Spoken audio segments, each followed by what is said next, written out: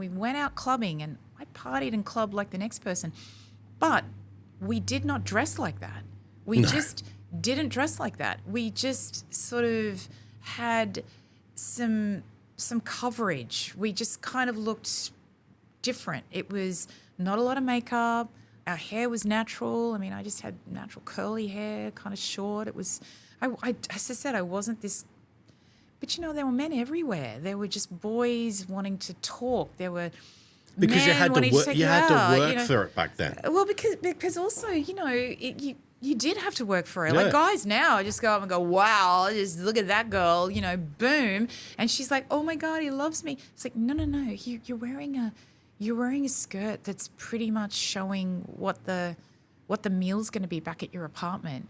You know, But the problem with it too is that the apartment's happening that much quicker. Yeah, and the thing is, that's telling him you're immediately available. And then when you put out too early and you wonder why he's going after you, and then he doesn't call you back, he ghosts you, and it's like, but babe, you've just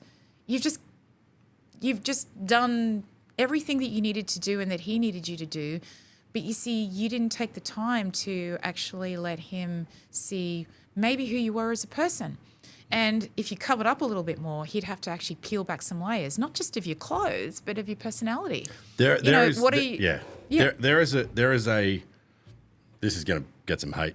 Oh, no hate here. I'm going to be a little bit generic, but the reality of men, and this is men before me and will be men after me, but the reality of men is they look at women in one of two ways.